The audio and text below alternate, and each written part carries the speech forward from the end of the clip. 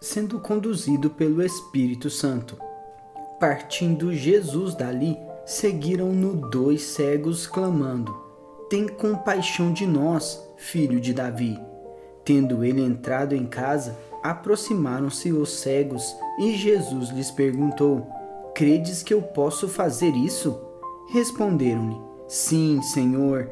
Então lhes tocou os olhos, dizendo: Faça-se-vos conforme a vossa fé. E abriram-se-lhe os olhos. Mateus 9, versículos 27 ao 30. 12 de agosto. Pode ser difícil de acreditar, mas a maior parte do que fizemos na vida foi iniciada por nós, não pelo Espírito de Deus. Habitualmente, após a bola estar rolando e já termos começado a fazer o que queríamos, é que oramos e pedimos a Deus que abençoe o que iniciamos. Nós simplesmente presumimos que aquela é a vontade dele porque parece ser uma ideia muito boa. Não é de admirar que obtenhamos resultados tão ruins. Precisamos aprender a frear, parar durante algum tempo e aprender a esperar até o Espírito Santo falar claramente ao nosso coração. Pode parecer que essa maneira de fazer as coisas demora mais, porém, quando ele falar, os resultados serão mais gratificantes e duradouros. Além disso, poderemos evitar armadilhas que nos custariam muito tempo e esforço em longo prazo. Os crentes precisam aprender a deixar o Espírito Santo liderá-los. Tome a cura como exemplo. Quantos ministros pensaram: esvaziarei todas aquelas cadeiras de rodas orando por aquelas pessoas enfermas? Porém, após terminarem de orar, a maioria das pessoas ainda estava em suas cadeiras de rodas, e aqueles ministros saíram se sentindo envergonhados, derrotados e incapazes. Deus não queria curar aquelas pessoas? É claro que sim, mas a unção pode não ter estado presente naquele exato momento para curar daquela maneira específica. Ser sensível ao Espírito Santo é importante se quisermos ver resultados de sucesso em qualquer esfera da vida, incluindo cura, família, negócios e liderança de uma congregação da igreja. Somente o Espírito Santo vê e sabe tudo o que deve ser feito. É por isso que é tão imperativo aprender a seguir a sua liderança se quisermos ser bem-sucedidos na vida. Penso que um exemplo clássico de ser liderado pelo Espírito pode ser visto no relato de 2 mendigos cegos em Mateus 9, versículos 27 ao 31.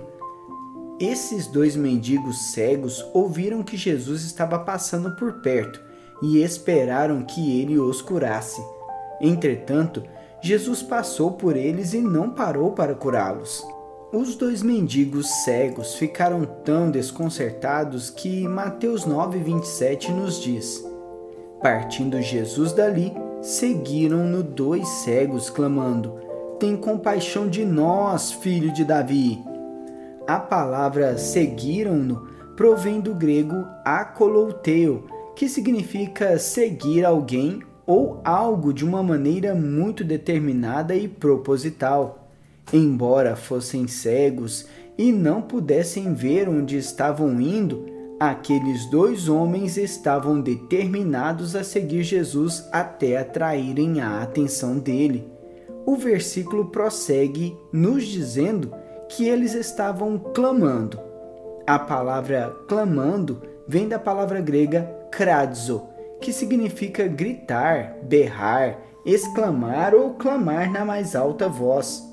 Em outras palavras, eles estavam gritando o mais alto possível para chamar a atenção de Jesus. Que imagem dramática! Pense nisso.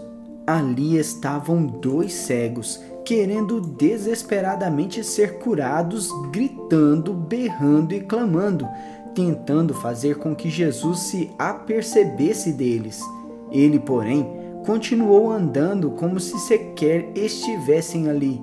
Perseguindo Jesus implacavelmente, eles tatearam em suas trevas, ainda gritando: berrando e clamando para que ele os curasse. Jesus não teria como não notar aqueles 2 mendigos cegos, porque eles estavam berrando muito alto. Ainda assim, não parou.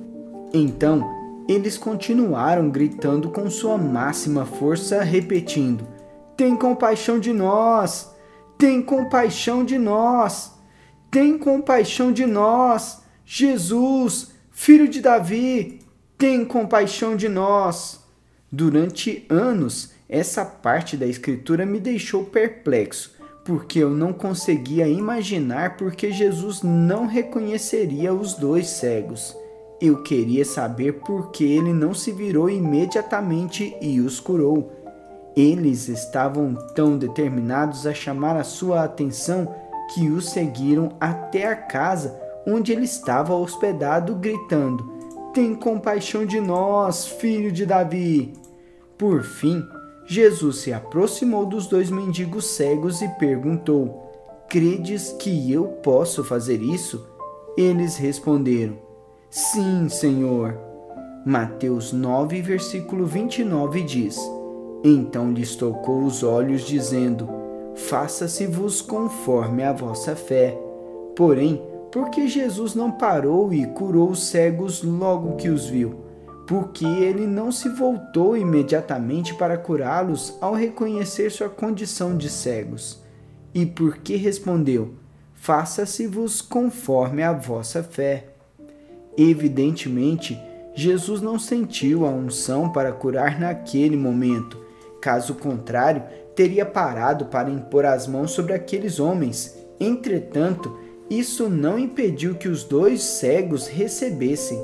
Era como se Jesus tivesse dito: "Eu não sinto a unção para curar agora, então vocês terão de receber isso sozinhos. Seja feito a vocês conforme a sua fé." Portanto, a única explicação para o fato de Jesus não ter parado para curar os 2 mendigos cegos é que o Espírito Santo não o estava levando a curar naquele exato momento. A boa notícia é que, de qualquer maneira, os 2 cegos poderiam usar a sua própria fé para serem curados, e eles foram curados. Quanto às pessoas a quem o Espírito Santo levou Jesus a curar, ele as curou com uma taxa de sucesso perfeita de 100%.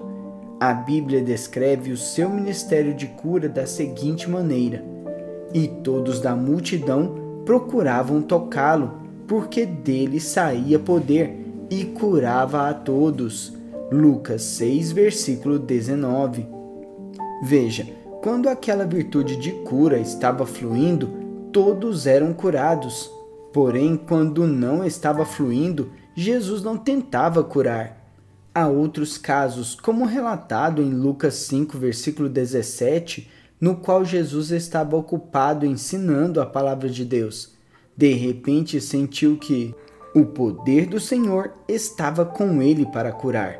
Quando Jesus sentiu a unção para curar, deixou de lado seu ensinamento e seguiu a liderança do Espírito. Como resultado, multidões foram curadas naquele dia, incluindo o paralítico que um grupo de amigos desceu até a sala por meio de uma abertura no telhado da casa.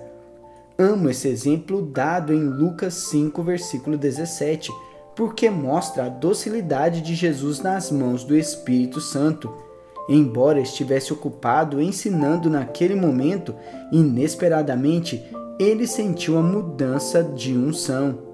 O poder de Deus subitamente estava presente para curar enfermos, e Jesus soube que era o momento de deixar de lado o programa pré-planejado e seguir o fluir do Espírito Santo.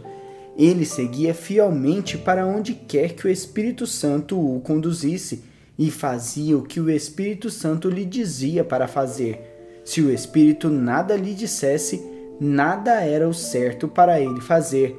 Em João 5, versículo 30, Jesus falou de sua completa dependência do Espírito Santo. Ele disse aos discípulos: "Eu nada posso fazer de mim mesmo, na forma porque ouço, julgo. O meu juízo é justo." Note que Jesus disse: na forma porque ouço, julgo. Veja, Jesus estava constantemente escutando a voz do Espírito, esperando aquele sinal divino para agir, curar, libertar ou purificar algum enfermo. Então, Jesus disse o que fazia tão logo estivesse confiante na direção do Espírito para agir. Julgo. O meu juízo é justo. As palavras julgo e juízo provêm do grego krino, um termo jurídico que significa tomar uma decisão com base em informações, como um júri que ouve todas as provas em um julgamento e agora possui todas as informações necessárias para atuar. Essa palavra é usada em João 5, versículo 30, para nos informar que Jesus nunca agia antes de ter toda a direção do Espírito do que precisava. Uma vez dada essa direção, e Jesus tendo todas as informações de que necessitava, ele agia.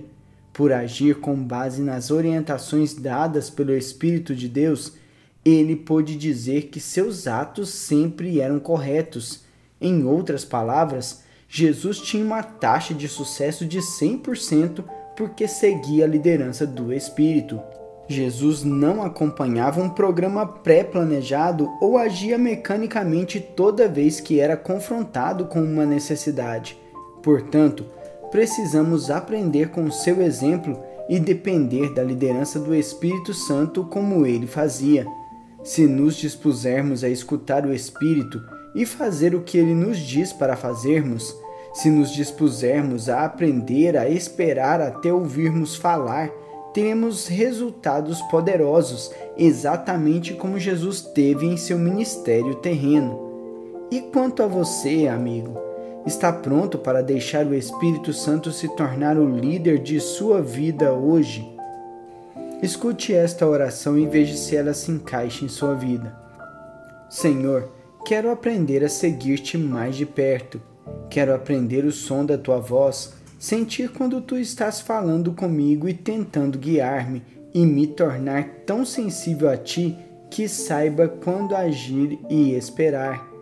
Lamento por todas as vezes em que agi antes de orar e depois presumi que tu abençoarias o que eu estava fazendo. Não quero mais operar dessa maneira, só quero iniciar o que eu souber que tu estás me levando a fazer. Então, ajuda-me a tornar-me mais sensível. Dá-me a ousadia necessária para fazer o que tu disseres para fazer e esperar quando te ouvir me dizendo para aguardar. Assim eu oro em nome de Jesus. Para refletir. Houve algum momento em que repentinamente você percebeu o Espírito Santo levando-o a parar o que estava fazendo a fim de poder usá-lo para fazer algo diferente do que você havia planejado anteriormente?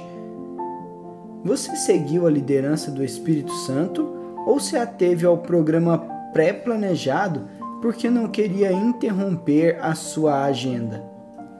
Há algum motivo para você resistir quando sente que o Espírito Santo está tentando redirecionar os seus passos? Quais são esses motivos?